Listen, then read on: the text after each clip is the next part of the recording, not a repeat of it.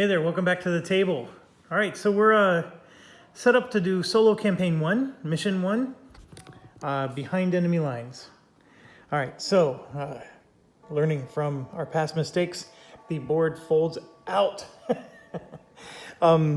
So it is a very busy board. You can see, sorry for the glare again, but you can see that, so right here are some German prisoners, and they have a Soviet control symbol on them. And you can see there's 2 Soviet units for sure here. And I'm sorry, I know it's Russian, not Soviet Union yet. I will do that for the rest of my life, so forgive me. And then there's, a bunch of what they call, what is the term for them? Rumored enemies. So they're in various locations. So how do we do this? How do we set it up? Well, firstly, it's best to just, follow through this. And then, of course, this is your visual guide of where everything's going to go. Firstly, in case you were confused, we are the German player. We will go first in the first round. We get 7 cap points to start the game. We're going to begin the game with the Soviets having 1 victory point. And all action and bonus cards 2 through 6 and 8 through 12. So the cards that we used last time, none of them went away, but we added a whole bunch more, okay? So those are shuffled, and we're going to get 1 card in round 1, and remember in the last time we got 1 at the beginning of every round. This time, we get an additional 1 every time a German unit is placed from the Rumored Enemy Cup. So, pretty cool. Our order cards are 3 through 43, so a lot changed there. We had stuff up into the 50s. A whole bunch of blue cards got removed. And then these low number ones, 3 through 12 or whatever, got added. And there was a whole bunch of blue ones in there. So I don't know if it was a wash. I didn't bother counting. But we did change around a lot of the order cards. We are on map 5, which you can identify here. And it's oriented in this way just to match the scenario booklet. That way is considered west. Okay, up there. That's west. So that means what? That's north over here. The other thing that it's important to understand is there's a line here on this road. And anything that's west of that road, meaning up on our sheet here, our game board, is considered to be escaped. So the Germans are trying to escape from, I guess, a POW camp or whatever. And so if I can get German units to go to the west of the road, then they are considered escape for the purposes of this mission. Obviously, the mission ends when it gets to here, and whatever Germans weren't able to make it across the road, even if I move them in, they are all captured, I guess. So, it says that if you have the Monster Tank expansion, we ignore the Hundi mission track event. I have no idea if I have the Monster Tank expansion. I bought this game a long time ago. It's one of the ones that's just been sitting on my shelf, so I'm going to assume that I don't have it. But anyways, we'll read the Hundi thing and see what whether that applies or not. I'm pretty sure I don't have it. And then we're not going to adjust the difficulty. We're just going to play it straight up normal. And so here's the deal. The German players start with 2 Pioneer units. And I guess we don't have flamethrower, which I'm assuming means that we don't use the, so it's not going to have the high explosive attack. See that little fire there next to the 4?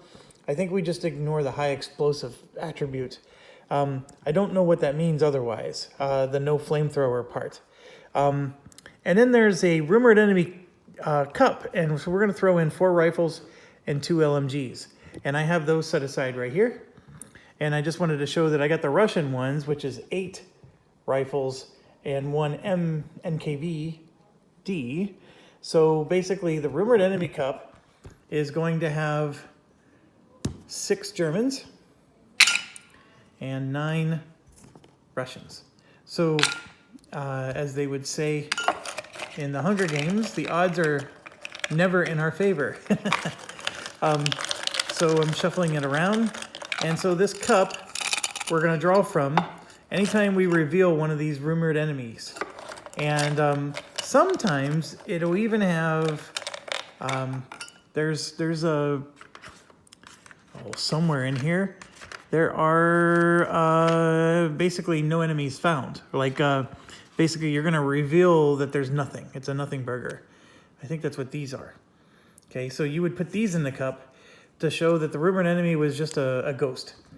However, in this particular scenario, I think every rumored enemy is someone. We just don't know if it's our side or their side. And that's going to be the interesting reveal with all of these. So let me put that back. Okay, so what does rumored enemy and how do we reveal them? This is a key, new thing in this scenario that we didn't experience with the last one. So before I continue with setup, let's just talk about that real quick. I already have it opened up. Revealing rumored enemies is right here. So first of all, let's back up. They're treated like any other AI. So when it's the AI's turn and it says, this unit that's closest to that unit, all rumored enemies are considered to be AI units. Okay. Obviously, after it's revealed and it's revealed to be one of ours, it would no longer be an AI unit. But these rumored enemy things are. They're all considered to have a foot movement of 1, even if it's a revealed enemy unit is a tank. For now, they're all treated as if they're foot units. So if you can get your mind around that, that's good. The other thing I wanted to reveal to you is that a rumored enemy unit, there's nothing special about them. They're all identical. They all say the same thing. So you don't need to sort them. You don't need to make sure they're of any special variety. They're all the same thing. The way you distinguish one from the other is when you draw from the cup. So you can put them on the board in any order or fashion you'd like. As long as they match the diagram, you're good to go. I know some games, the actual tokens you put on the board, you have to reveal those to figure out what it is. That's not the case here. Okay, if it occupies or moves into a 0 DM hex, which is like a road or an open field, so no woods or anything, and it's in any unit's line of sight, it automatically gets revealed. Okay, if it's adjacent to a unit, so obviously a unit is a player unit. Remember, unit versus AI. So if it's ever adjacent to us, it's revealed. If it attacks us, because the AI command card tells it to attack us, then it gets revealed. And yes, if it turns out to be your friendly, it continues with the attack. I'm pretty darn sure. Right here, if the rumored enemy ordered to attack unit, and if it's revealed, a counter is drawn from the enemy cup. If an AI counter is drawn, then complete the attack order.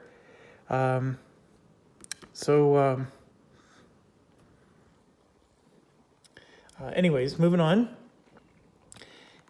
If a unit from ours, attacks the revealed unit, and we have to roll a 9. So let's say we do an attack roll and we roll a 6 in our attack roll.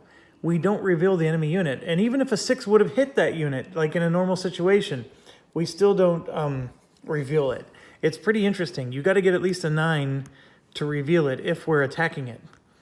And then, of course, once you reveal it, you do the attack with the same die number. So you're going to get a 9 or better in your attack roll, which likely means you're going to hit it. When it's revealed, we pull a counter. If an AI counter is drawn, it replaces it on the map at no AP. If it was fresh, the AI unit is fresh. If it was spent, then the AI unit is spent. Because remember, these things can be fresh or spent. If a no enemy counter is drawn, it's removed from the game map. And if it's the AI if it was the AI's turn, the AI actually doesn't get any more actions. So if that was supposed to attack, and then it's revealed and it turns out to be a nothing burger, then the attack just stops, and the AI doesn't get to attack with something else. So it's pretty cool, except we don't have any nothing burgers in this one. And so yes, I was getting into if a rumored enemy is ordered to attack a unit.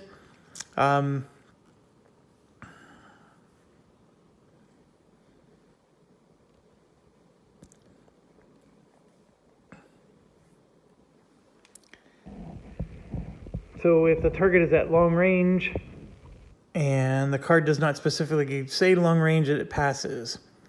You may attack an RE and attempt to reveal it. And of course, if you get a no enemy counter, it's unsuccessful.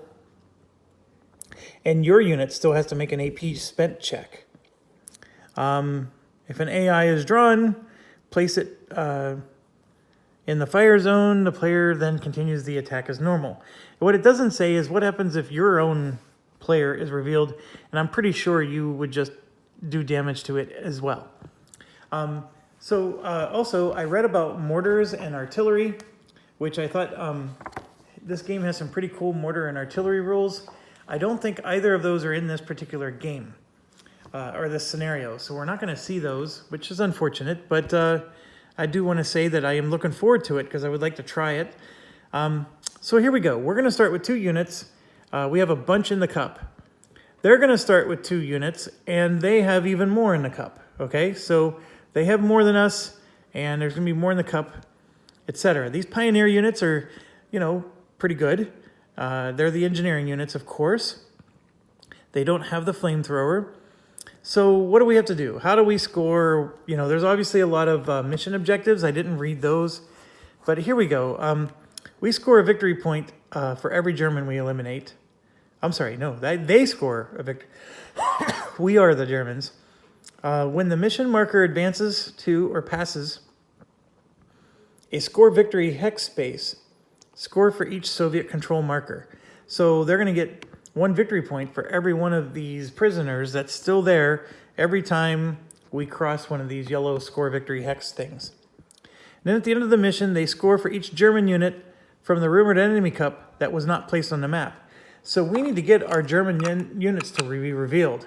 And what did we say there was? There was 6 of them, right? So they're going to get a victory point for every one of those 6 that we don't get revealed. Very interesting. The German player gets 4 victory points immediately when a German unit takes control of a Soviet control marker. Okay? 1 victory point immediately for each German unit that exits the west side of the map after the Soviet control markers have been removed.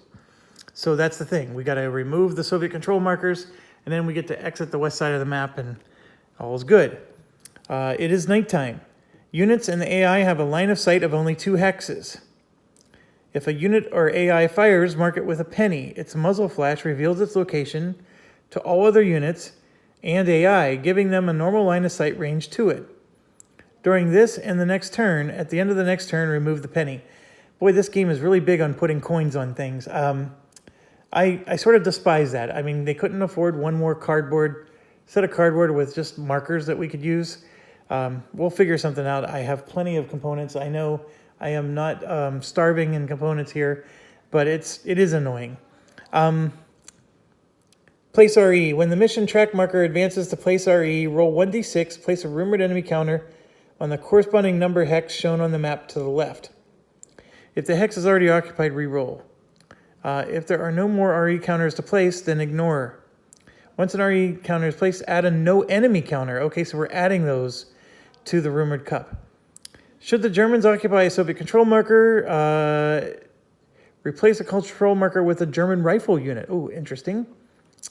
Rumored enemies are not counted for the mission track advance.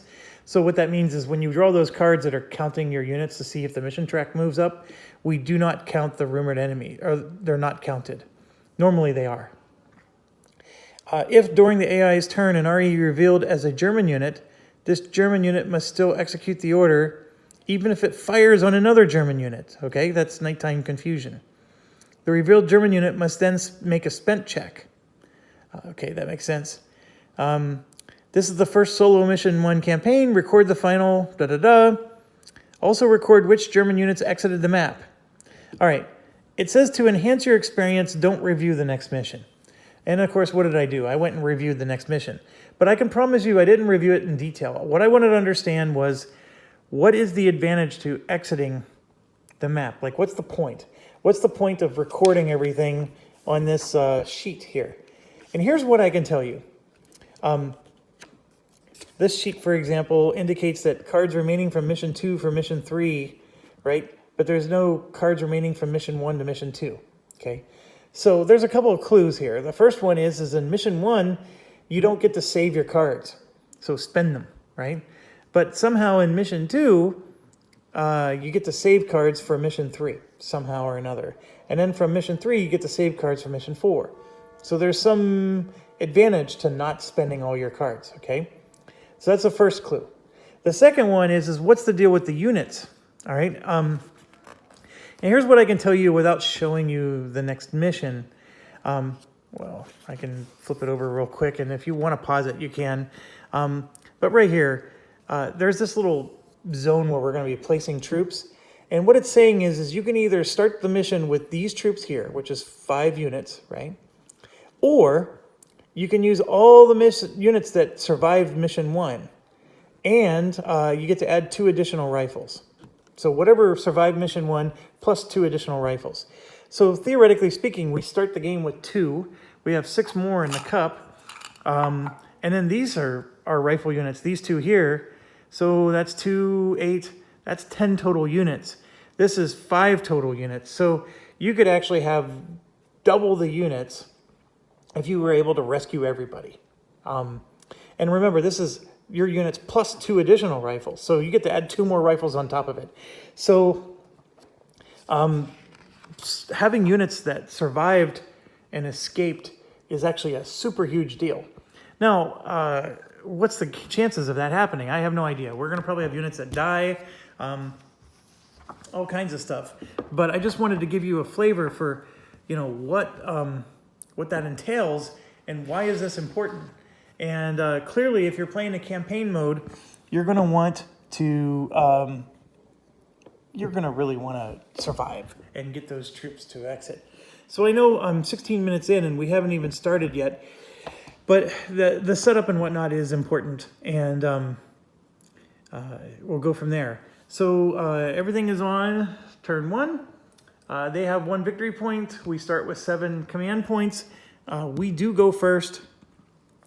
And these rumored units, I think we do want to reveal as many of them as we can because we want to get the German units to come out and play with us.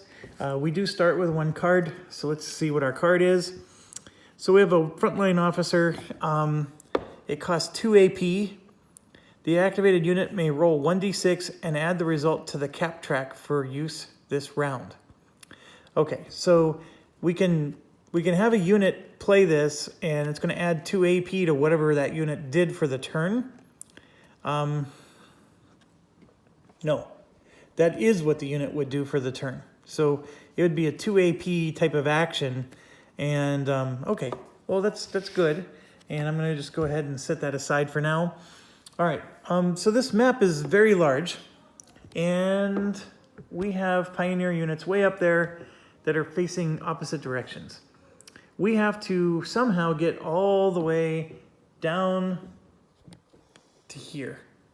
So just getting there is already a monumentous task. So our pioneer units have to move quite far. So what I think my strategy is if I can reveal as many of these rumored units as I can and maybe get lucky, right, and reveal some German ones, then those can move down there. Now remember, it's nighttime, so we only got a range of 2, I believe. I'm checking real quick again. Yeah, line of sight is only 2 hexes. The rules, once again, state that it has to be on a 0 DM hex and in a unit's line of sight. So how many of these are on a 0 DM hex? This one is. That one is not. No. That one is. That one is. Is not. Is not. I mean, there's a whole bunch of them that are on a 0 line of sight. I'm sorry, a 0 DM hex, which means all you have to do is get within 2 spaces to see it, and it'll get revealed. And there's actually several of them. There's 3 here that all 3 of them, all you have to do is see them. So here's what my thoughts are, is I actually think I'm going to take 1 pioneer unit and sort of move it down this direction and just get these things to reveal along the way and hope and pray that I get a German one. More Germans than Soviet, of course. And then maybe this one, I'm going to just sort of sneak over and come down this way and hope and pray I get some German ones to help me along the way. Otherwise, I'm going to be in the middle of some firefights really quick. So that's my strategy. I've never played this scenario before. So, you know, maybe some of you who have and are watching are thinking, oh gosh, that's a stupid idea. But to get all these German units revealed and across the Western line, I think I have to reveal as many of these as I can. Like, it's not as, I don't think it's as important to just ignore them, right? And go straight for the control marker. Now, if I piss around too much, these control markers score him victory points. So I do want to get to the control markers. So it's a little bit of a balance, which I do love in the game. The other thing that I picked up on is this units escaping beyond this line is only after you actually rescue the control markers. So the control markers have to actually be gone before that happens. So the fact that I have units up here right now doesn't mean anything until after somebody gets in there and rescues those two control markers. So I can't, you know, just dilly-dally and then never rescue those two control markers and then say, oh yeah, I won, here we go, I got 6 units moving on to the next mission. Because if I get lucky and these are all German units up here and I don't reveal any Russians, I can't just sit on my laurels and say, okay, I won. All right, so with that being said, I think what I'm going to do is I'm going to move into this house hex here. I don't know if it's easier for you to see if I zoom in, and I don't have my pointer. Doohickey, give me 1 second.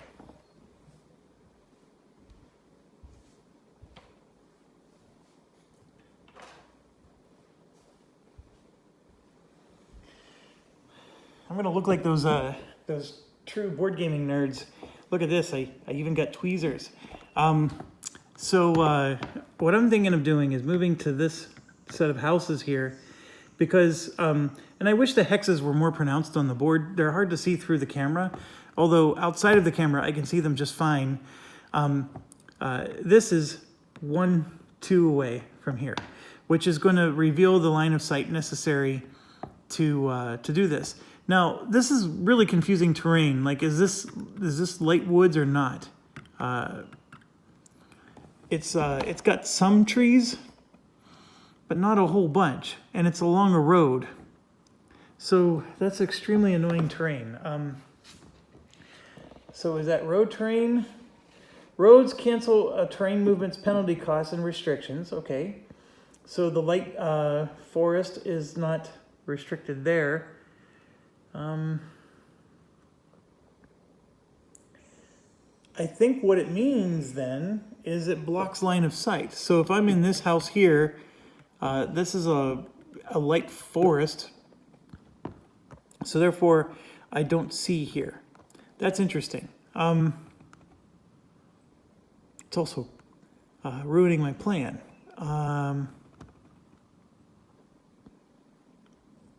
So the other thing I could do is move here, and then that gets revealed automatically. But what I think I'm going to do then is I'm going to turn this guy around, because I don't like him being flanked anyways. We'll turn him around, and we're going to go into the woods. And we are 1 space away. We're adjacent, so we have to reveal this. So he doesn't get to hide anymore. So by turning into the woods, that's 1 AP plus the woods AP, which is 2. So it's a 2 AP action. All right, and so let's reveal. Let's figure out if we're spent first. So we're not. There's a 6. So that's good news. And then we're gonna draw from this. Shuffle, shuffle, shuffle. And big bucks, no whammies. Oh, that's us. Yes, that's right. I see, we were playing the Russians on the last mission, and I was like, oh, dang it. All right, so this is one of ours. It's a rifle unit. I'm very happy to have found them. And the rules say that when you reveal a rumored enemy unit, that their direction is going to be whatever direction incorporates the most enemy units in its area of attack. You know, there's an arc, right? Well, there are no enemy units, but we're going to assume that these guys are enemy units, so I'm going to go ahead and move it.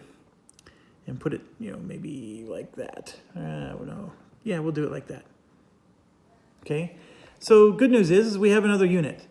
I think you could really get an awful start if you somehow, let's say we did an action and then we found out our unit was spent. And then we go to the other unit, do an action, and find out that that's spent. I mean, that's awful, right? You have both of your units get spent right away, because then what's going to happen is the AI is going to just keep taking turn after turn after turn until it finally passes. So now with us having 3 units instead of 2, if one of our units does somehow get spent, we still have a fighting chance. I don't know. Maybe I'm not understanding the way this scenario is going to play yet, but that seems to me like a good thing. Okay, so that's our turn. Yippee skippy. Now it's their turn. So let me zoom you out. Let's reveal their card. So nothing up here. There's nothing to report here. Execute counteractions. Okay, so the counteractions for this game, if the player passed and all revealed AI is within 3 hexes of units are spent, the AI passes. That's not happening. There's another one. AI closest to the unit that fired will do its own fire or move towards. Well, we didn't have anybody that fired, so nothing happens there. Okay, so is there a hit AI? No, skip. Hit AI, skip. AI closest to a unit, all right, that's possible, that just acted or mission objective. Okay, so just acted is first, and that would be this guy. And this is 1, 2, 3, and this is 1, 2, 3. So we have 2 AI that are equal distant. And they're going to do a low risk move towards. Okay. Well, this is the interesting one. Normally you pick the one with the highest attack rating. Well, they don't have attack ratings or anything. This one is already in a building, and they would be leaving a defense modifier, whereas this one's actually going to be entering one. So he's going to do exactly that. He's going to enter, and that's a low risk move towards. Okay, so let me check now, because we're within 2 spaces of each other. If it occupies in a 0 DM hex in any unit's line of sight. Okay, it's not a 0 DM hex. If it's adjacent to a unit, if it attacks a unit, if a unit attacks them. Okay, those are the only ways it gets revealed. So it stays hidden. It's still a rumor, even though it moved towards them. And that's it. That's their turn. So that cost 1 AP to move, and then 1 more AP to enter the building. So that's a 2 AP move, and there's a 1. So this unit, whatever it is now spent, which is good for us, because now it's our turn, and I can bravely move in next to him and not have to worry about him attacking me, right? So if this turns out to be a Russian, so now I'm next to him, so we're going to reveal what he is. So shuffle, shuffle, shuffle.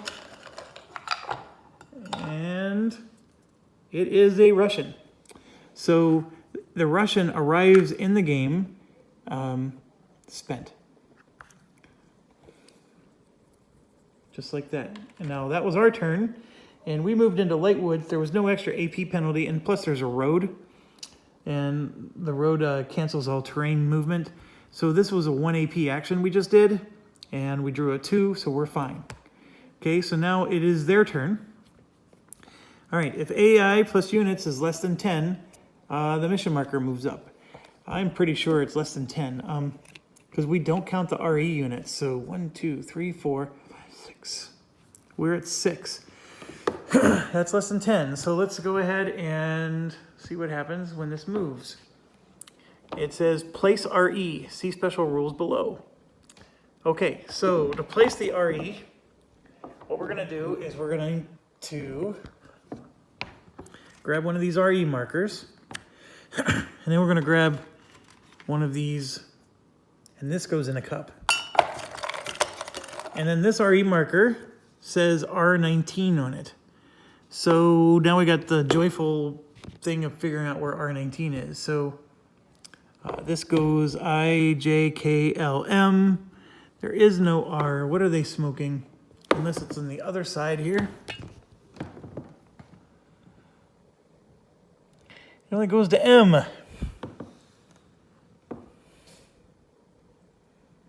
the hell? What's an R?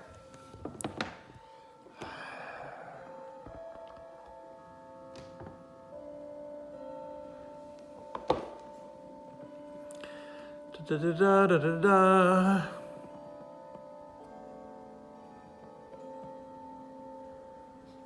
When the mission marker, roll 1d6, place a rumored enemy counter on the corresponding numbered hex shown on the map to the left. Oh. I'm smoking a puff. Here we go.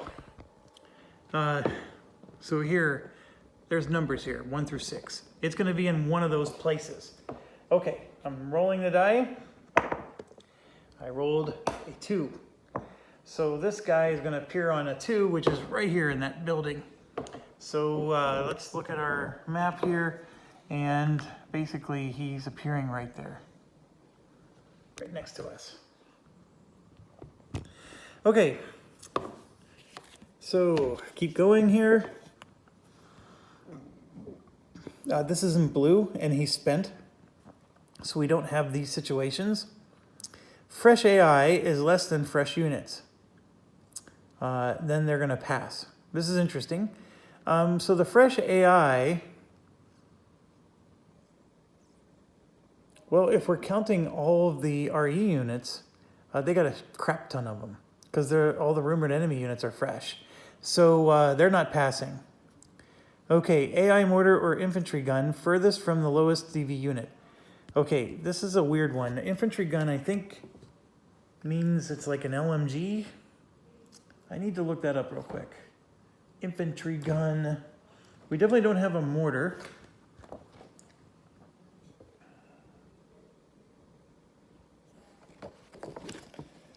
Oh, it's in here. Prego, it's in here.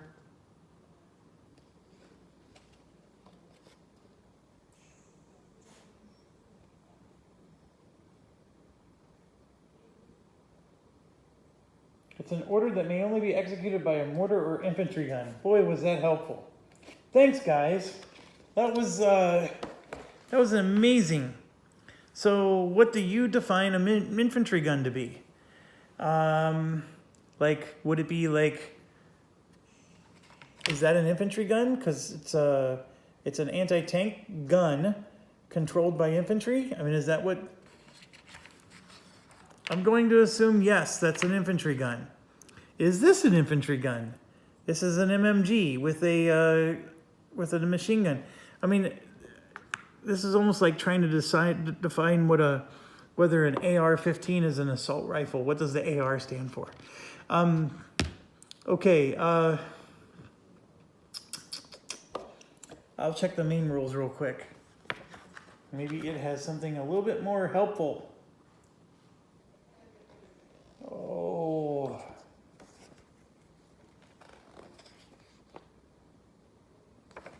It's probably not going to have anything more helpful because this is a order card.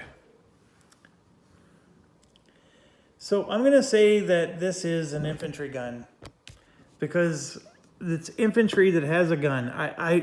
Every infantry has a gun. That's what throws me off, and this is why war games are never covered as much as Euros, because people just think that this makes sense to them.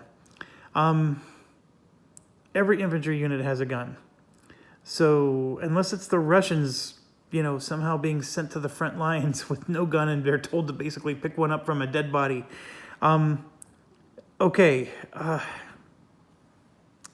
Furthest from the lowest DV unit. Okay, so, there's only one infantry gun in the game right now. So we don't have to worry about that. It's going to attack. Well, it can't attack. There's nothing even in the line of sight.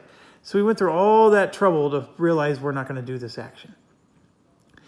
Okay, the next one's an attack. There's no unit of theirs that can actually attack anybody. So we're moving on to AI closest to a unit or mission objective, move towards. Okay, that we can do. So we're going to actually take the new rumored unit that just got entered into the game. They are the closest, and they are going to move towards. So they're both the same as far as defensive value. Yes, they are. So we're going to go ahead and move forward because then they can do a group attack potentially. So this is getting revealed. Shuffle, shuffle, shuffle. And, oh, another Russian unit. And this one is not spent, at least not yet. All right, and so this next one, or I'm sorry, it spent 1 AP to do that, and it is not spent, so he's still active.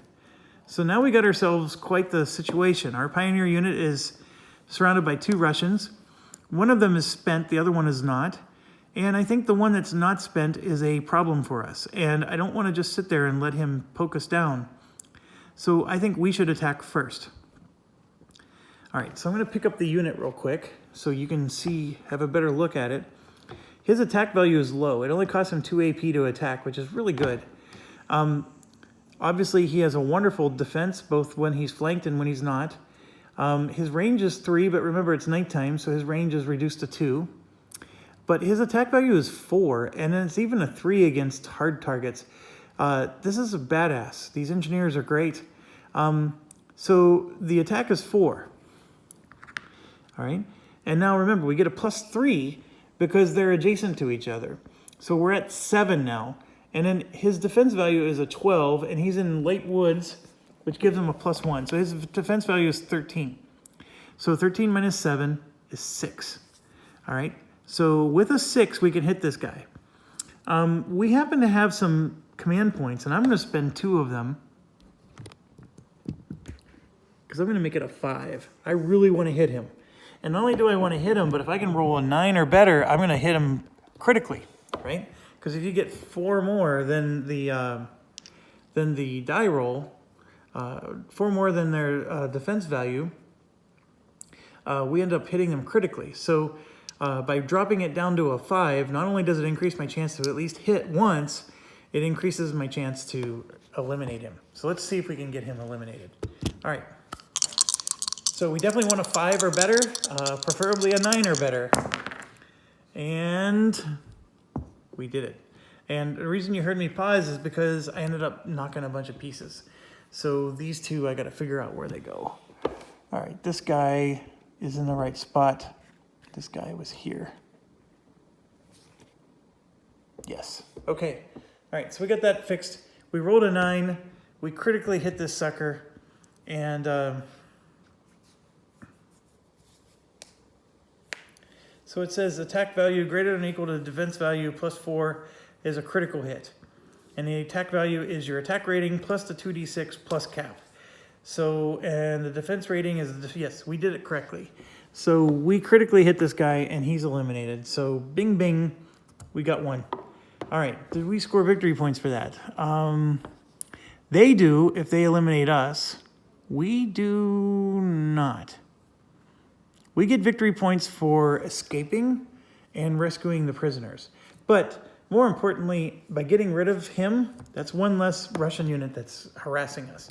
So I'm still very happy, and we have 2 AP points, and we stay alive. So, okay, now we're moving on to the AI. And right here, it's just moving up 2. Man, so this is actually going to be an annoying mission. This timer is just moving so fast. Okay, so we skip flares. This doesn't happen because it's bouncing by 2. And then we go to this Hundy thing. If an NKVD is on the map, a Soviet dog's AI appears in a hex closest to a unit. I don't have Soviet dog because I don't have this particular expansion. And it's really funny. You get a big monsters expansion, which is supposed to be tanks. And of course now dogs are appearing. That's not very fun. Who the heck wants dogs in their game? The dogs are supposed to be those annoying things that you accidentally step on while you're playing board games. Not, and asking you for chicken every 10 seconds of the day.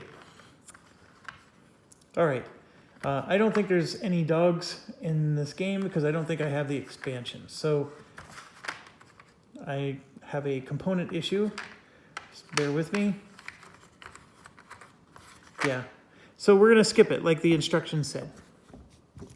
All right. What are they going to do? They do have one of these, but this is not blue. Fresh AI is not less than fresh units. Hit AI closest to a unit, not existing. AI closest to a unit moves towards. Okay. Well, the AI closest to a unit here would be this guy. And he would move towards, so he's going to move there. He's in a 0 DM space, and he's within 2, so he's getting revealed. So let's see what we get. We got a German. Boy, there's a lot of Germans on this side, isn't there? We'll go ahead and face him, I guess, that way. And which one was this? This was another rifle unit. So we got ourselves some nice units here. And I think, so here's the cool part. Obviously, I need to go in and rescue these guys. But if I keep a lot of my units on that side of the game, once I rescue these guys, then they're already going to be victory points for me. So I don't need to move all these units south of the line. Obviously, if I was drawing those German units down here, then I got a bigger pickle, because then I got to move them out. But, okay, so the AI took their turn and revealed one of the good guys. So it is our turn again, and I am tempted to finish this guy off. Since we had a really nice attack run last time, I'm tempted to just finish him off. So, because right now he's on our flank behind us over here, and just get him out of the way so that way we can keep moving and revealing more stuff. And of course we need to get down and rescue our guys. So that's another valuable thing. So what I think I'm going to do is I am going to do an attack. This is a 4 plus a 3 is 7, and then this is a 12 plus a 1 is 13, so 13 minus 7. Once again, well, that's actually a 6. Did I do the last one wrong? I must have done the math wrong last time. Interesting. So 13 minus 7 is 6. So I had an even better odds last time. So I'm going to spend 2 command points again. I'm down to 3. And that makes it a 4. So a 4 or better hits. And a, oh gosh, an 8 or more critically hits. And there it is. I got a 5. So I'm happy with that. I at least hit once. And so let's get that figured out. And I will play with the rule where we're not seeing what it is. And we're going to go ahead and put that there. Okay, so now we're going to check for AP. Actually, this check was for the last guy that moved, the one that turned out to be us. And then now we're going to do our check. And we're spent, unfortunately. So our Pioneer unit is now spent, and that's what I was afraid of. So that Russian unit's surviving. So now it's their turn. Okay, we're going to reshuffle the deck. Execute counter actions, looking again. The player didn't pass. We did have a unit that fired. The AI that's closest to the unit that fired would move towards. So we're gonna be able to do that. So the AI that's closest is 1, 2, 3, 4, this one. And so he's gonna move towards, which means he's gonna go into the building here. And that is a 2 AP move, and he's not spent. All right, so now we gotta shuffle, and it's our turn. Okay, so now I gotta decide, do I wanna turn around and shoot at this guy that's in the building to try to finish him off? And my answer is yes, I do. I know it sounds crazy, but I don't wanna leave them on the map, and I am spending turns, precious turns, and risking running out of time by doing this. But I just think that if I leave the AI there, he's gonna burn me somehow. So I know I still need to move towards my objective. And so now that I'm done shuffling, here's my thoughts. This guy is going to be moving towards the objective, and we're going to go into the woods here. And that'll reveal him, so we can at least see if this is friend or foe. And he's in the woods, so if it's foe, we're at least in a good defensive position. This one is now behind two other guys that are closer to the objective. So he is the one that I'm going to turn and move one space, and this is an open space. But I'm going to go ahead and move here and have him face there, and that is a 1 AP move. So we draw and we survive, so we're not spent. And now it's their turn. And so now, let's see, we've got a tick, tick, tick. Unhit AI closest to a fresh unit that just acted. Okay, that would be this one. It's going to attack even if long range +1 cap. Well, here's the problem. His range is 4 and he has no line of sight. So nobody's, oh, I almost knocked stuff on the floor. 1 second. I don't want to knock stuff on the floor, so I'm moving stuff around. Okay, so the closest guy to the unit that just moved is actually him. And there's no line of sight. These trees are blocking the line of sight. This building is blocking line of sight. There's 100 things. So he can't attack. So we're going to move on. Highest attack rating, AI, closest to the lowest defense value unit. Attack even if long range. So the attack rating for a rumored enemy unit is what?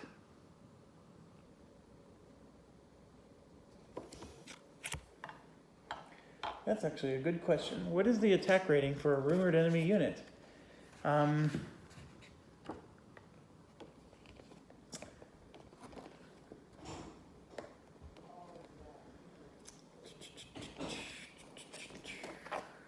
Looking. Gotta keep on looking.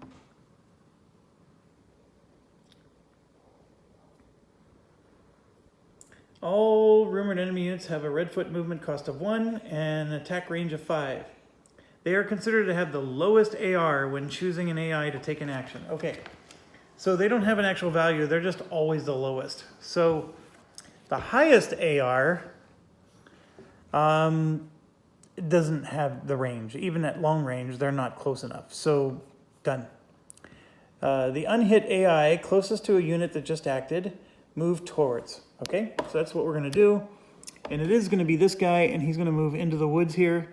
And that's 1 space, 2 space, or there's a road there. So it's just 1 AP. So he's not spent. His turn's over. So now it's our turn again. All right, we're going to finish this guy off.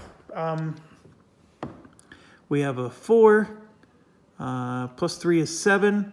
13 minus 7 is 6. And I'm going to spend 2 more command points to make it a 4. I'm not going to spend 2 more command points to make it a 4. We're going to roll against the 6. Let's see. And I rolled a 9. So I did survive. Now, why did I change my mind about the command points? Because usually I always spend the command points because I want to, guarantee a hit. I was actually concerned I was going to spend action points or command points. And the reason I do it is because I want to increase my chance of getting a critical hit, which does a double, eliminates the unit. Well, the unit already had 1 hit on it, so I thought that was overkill. So that's why I changed my mind. All right, so this one was panicked. He couldn't even attack even if he wanted to. And his defense value was actually a lot lower. So, and by the way, you do get to see that. I was supposed to reveal this before we rolled. So my chances of hitting him were even better. So he's eliminated. So second unit out. And I'm going to put that back in the cup. And unfortunately, our turn's over. That was 2 action points to attack. And we're not spent. So now it is their turn. It is a blue command order. So the guy we just eliminated would have been able to attack. So we got a little bit lucky there. All right, counteractions is not happening. There's nobody who can see him. So we move on to highest AR, furthest attack. Not going to happen. Hit AI, there aren't any. AI in a 0 DM hex closest to a unit or mission objective. a low risk move towards cover. Now that one we'll probably be able to do.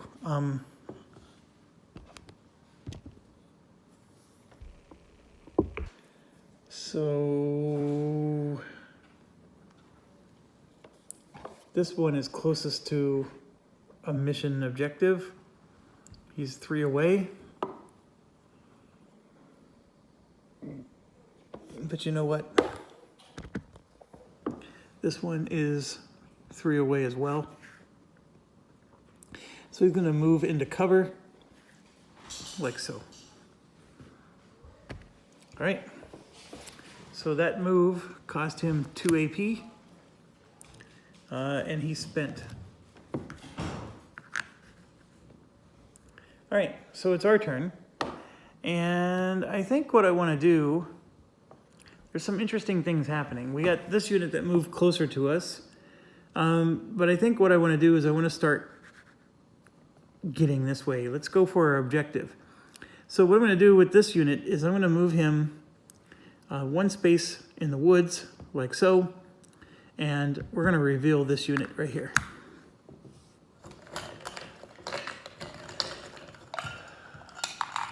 And it's one of the good guys, an LMG in fact, which is pretty awesome because LMGs have a, look at that, that's a range of 9 to the attack.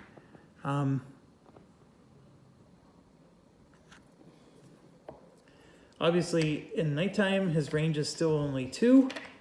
But that is still a very good unit.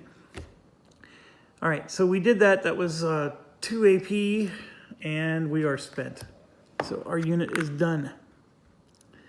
Okay, so now it is their turn. Look at this. It's moving 2, no matter what. We're already done with the first row. So 1, we skip this. 2, we place an RE. And we score for the victory hex. So this is the part where me pissing around hurts me because the Soviets just scored 2 victory points because they still have our German prisoners. They scored those 2 because of this. And we have to place another RE. So here comes, I'm gonna roll. I rolled a 2 again. So the 2 is right there. And before I forget, this is going into the cup. Okay, so let's keep going with the command. Hit AI doesn't happen. AI closest to unit or mission objective, move towards. All right, well those 2 AI, the one that just appeared and even the one next to him are the closest.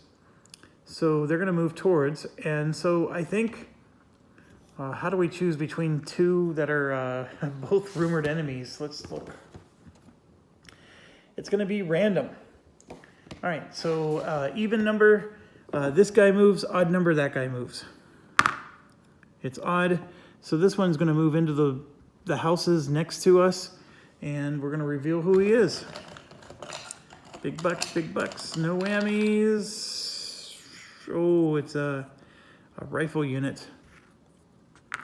And he's active. Dang it, that's not good.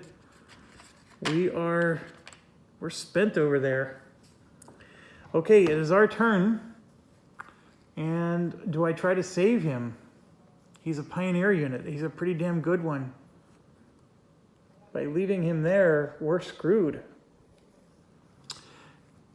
To save him is going to cost me 2 turns. No. I don't want to lose a pioneer unit. They're really nice units.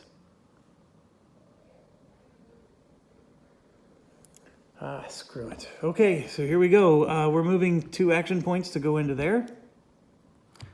Oh, hold on. We got to see if he expired. He spent 2 action points himself. So let's draw a card for him. And there's a chance that he actually might be out of, he might be spent if we draw a 2 or less. So let's see what happens.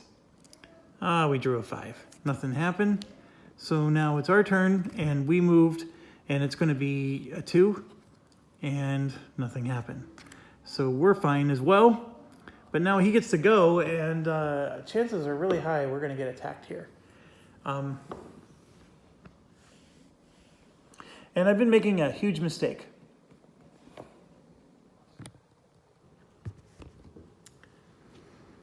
The Germans receive 1 card in round 1. The German then pulls an additional card each time a German unit is placed on the map from a rumored enemy cup.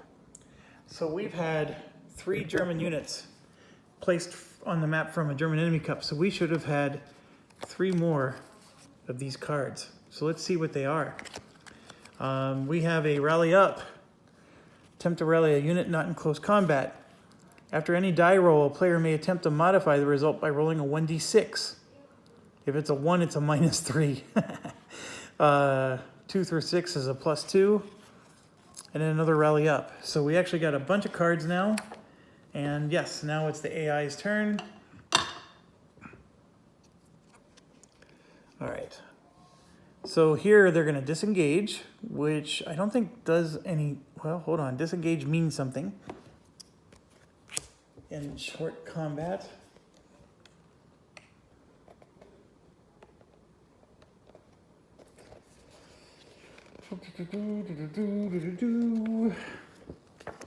Disengage. The AI will low risk move. This could include moving into the enemy's flank or towards cover. The first priority is trying to decrease the AI's risk, then moving towards a mission objective. The AI next to a unit should move into that unit's flank, or could move into that unit's flank while remaining in short range. Okay, so that's actually something that is doable here. So he can actually move here to get into the flank of him. So that's what he's going to do. And fortunately for us, he didn't attack. So now here's what we're going to do. We're going to take our turn and we're going to move right into there. Remember, we can stack as much as we want and we're going to face him head on. So we're going to protect our other unit. So we're now there in the woods, and that costs, well, first of all, we got to check his AP. That AP for him was just 1, so he's fine. And then our AP was 2, and we are fine. And now it's back to his turn. And here he's either going to rally, or he's going to attack, or he's going to pivot. So he's attacking, okay? So that particular unit, what it does is it's going to just roll dice. And then it's attacking both of our units. So let's just roll the dice and then we'll figure out the math after. So he rolled really well. He got a 9. That's not good for us. So his 9. We're at a 12 here. And then that's a light woods. So that adds +1. So we're at a 13. His attack is a 3. So 13 minus 3 is 10. He did no damage to us here. And the one good news we have here is that this one is a 13, because even though he's flanked, his defense value is still a 12. That's the beautiful part about Pioneers. So even with the flank, oh crap. Because we're close, he actually gets a +3. So he actually has 6 to his roll. So his 6 to the 9 is actually, he rolled a 15. So we're at a 13. So he hit us. Dang it. So we're at 13, he's at 15, he hit us, both of us. So we're drawing 2 damage markers, not just 1. So this is for the guy on top, and this is one for the guy on bottom. So our guy on top now gets a -2 to all of his attacks. And then the guy on bottom can't attack at all. Oh, you punks. All right, so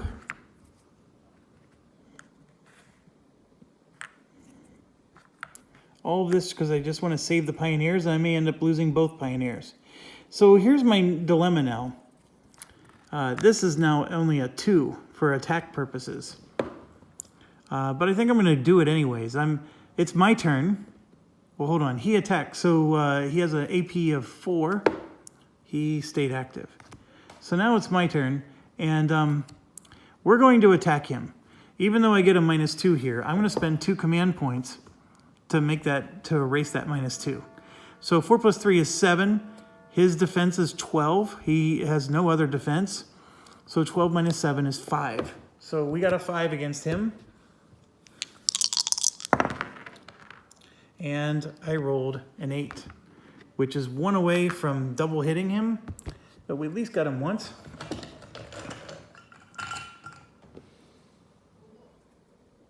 And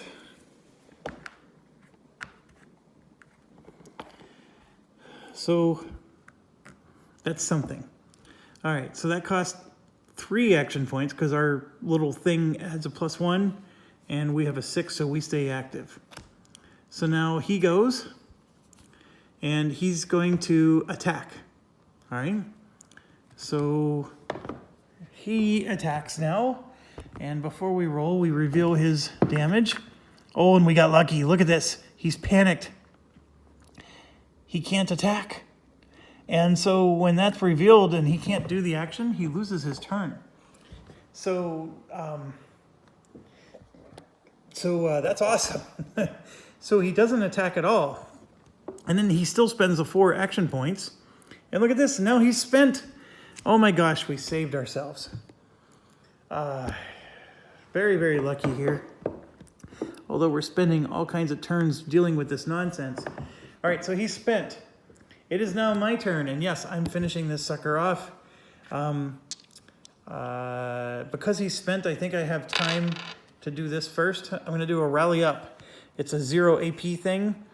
I'm going to rally a unit that's not in close combat. So we're going to rally him, and he is a 7. He needs a 7 for rally, and I'm going to spend 1 command point to make it a 6. And I rolled a 7. All right, and I'm out of command points, by the way. I spent all of them, and that's fine.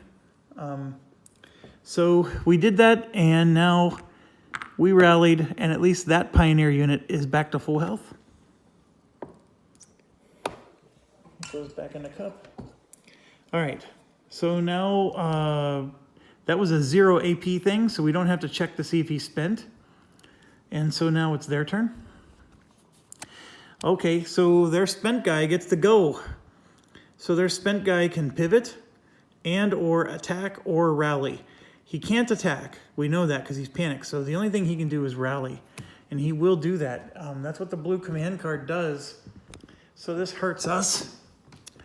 To rally, he needs an 8. See that right there? An 8. So as long as he doesn't roll an 8 or better, we're in good shape. And he rolled a 6. So we're good. We dodged a bullet there. Okay, so it's our turn, and we need to finish this guy off. So I'm rolling, and I rolled a 9, and that finishes them off. Because a 9 plus a 4 is 13, and then we get 3 more for 16, and he's defending with a 12.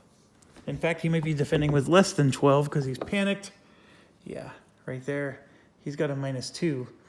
So he was defending with a 10. We crit hit him, but we eliminated him.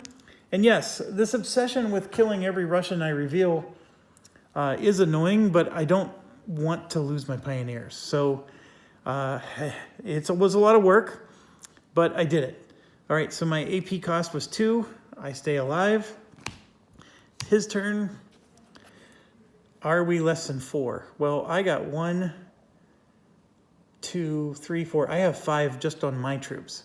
So the answer is no. When we finally avoid this, and this is not happening anymore, so we're moving down. Counteractions. He doesn't have any ability to fire, but he could move towards. So he's going to move towards the unit that recently fired. So we just got out of one frying pan, and look at what's going to happen now. This one's moving up. So we're going to reveal that one. Come on, be a German or a nothing burger. One of the two. And we got the German. So we got another LMG, in fact, which is interesting. So I'll put that there. He's got a nice field of fire into this here. And we get another card for that, which gives us 1 free action. Okay, so now we got ourselves, we can stop, take a breath. We've revealed a lot of German units so far, which means that the more we reveal now, the worse it's going to get. I think we revealed, maybe it's been 50-50, but I'm going to go ahead and take this unit and move him up 1 to here. And this is more than 2 spaces away, so nothing happens there. I'm not going to use my free action yet. I don't think I need to. Just going to move 1, and so that was 2 AP. And I drew a 3, so I'm safe. Oh, this 3 was actually for him, because we had to check to see if, because remember, he moved. So now I'm going to draw for this guy. I got a 3 again. We're safe. And it is the AI's turn. Oh, blue command order. They don't have any blue or spent units, so we're fine. Okay, hit AI closest to a unit. There's no hit AI. AI and 0 DM hex closest to a unit. Well, that would be this one. He's 1, 2, 3. He's going to do a low risk move towards cover, closest to target. There's, well, towards cover would mean this way. And okay, so this is one of those interesting center to center. Yeah, so he's in line of sight because these woods don't block there because he's sort of going right along the line here. So he gets revealed is what I'm trying to say. So it is a Russian rifle unit. So we'll put that there. And what's interesting now is I can attack with my LMG way back here. The problem with it is this is 1, 2, 3, 4 away, which is normally well within his range, but because of the dark, it's outside of his line of sight. So he could do, actually he can't do anything. Now, the other thing that's interesting, and I think it was, I read it somewhere, that anytime you fire on a unit, there's a muzzle flash. So you're visible to other units, even if you're further away. Where did I read that at? Was that one of the... Yep, that's one of the special rules. So, so in this case, if he were to somehow fire on him, right, then he is now visible for him to fire at and within his range. So this is an interesting thing. So that LMG who's, got his sights on that road there can actually take him down from far away, but he has to fire first. So, all right, well, he did his move, so that was 1 action point. Yep, it was. Yep, and there it is. There's a 1, so he got spent. Well done. All right, so it's our turn, and we're going to go ahead and just move to there. And that is 2 action points for us. And we are spent. Dang it, dang it, dang it. That's no good. So now it's his turn. Oh, blue command order. He's either going to... Let's see, we are in his fire range, so he's going to pivot and or attack.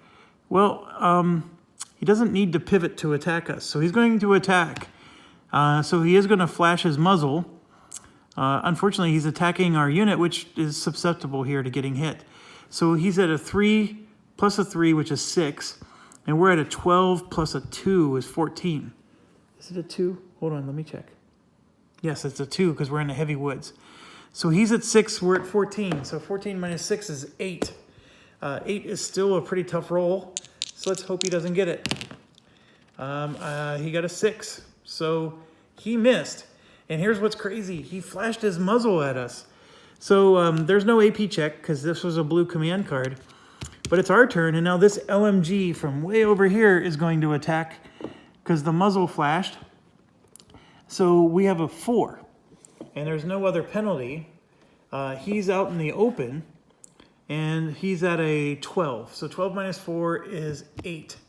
I guess it's not that good. The close combat bonus of 3 is a big deal. 12 minus 4 is 8. Do we really want to attack at an 8?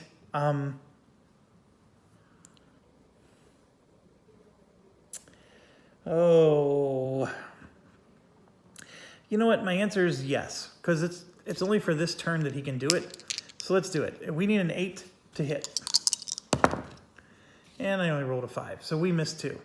All right, so we're gonna roll our draw, and he's not spent, so we're good. And now we move to the AI turn. All right, hit AI, there aren't any. Highest AR, closest to a unit that just acted. Well, the highest AR is really far away, and he's not attacking. The AI closest to a spent unit or mission objective is going to move towards. So this is an interesting one. This one is, of course, 1, 2, 3 from... These are both 3 from the mission objective. This one is 1, 2, 3, but that's not a spent unit. So I'm going to say that one of these guys is going to move. And which one is it going to be? Even, odd.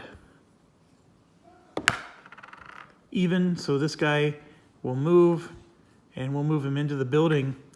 And that's 3 action points there for him. And he's not spent. So we move on. So now it's our turn, and we got an interesting situation. We can pick up our LMGs and move them.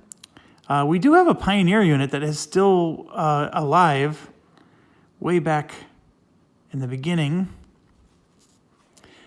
Do I really want to move the Pioneer all the way down? Or do I perhaps want to do the LMG? The problem with the LMG is that if he's ever involved in close combat, he gets a penalty. But I think for now, I'm going to do the LMG. I really do.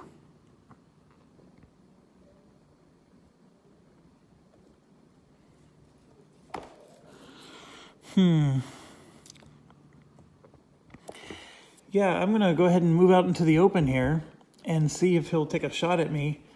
But LMG will move out. That's 1 action point, and we're fine. And now it's his turn. If the AI plus units is less than 24, I'm pretty sure that's happening. It moves up by 1. So we move up. Reinforcements. Place an RE counter on hex A10 and a Soviet rifle into the RE cup.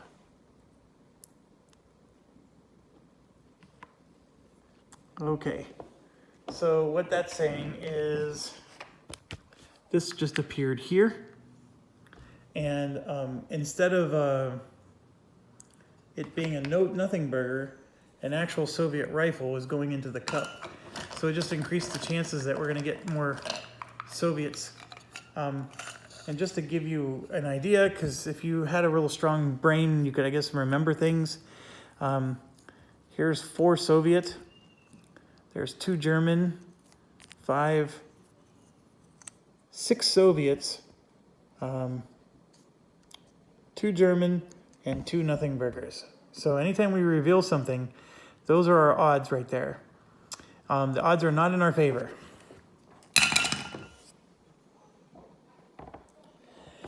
All right, so I think I'm mildly happy with how this is turning out so far. I mean, I don't think I'm getting close to the objective. That's probably my only criticism. I'm at 1 hour and 15 minutes. I'm gonna go ahead and stop this just to make video uploading simpler and get myself some more coffee. And I'll see you in about 5 minutes. So thank you for watching. Stay awesome. I hope you're still finding this interesting.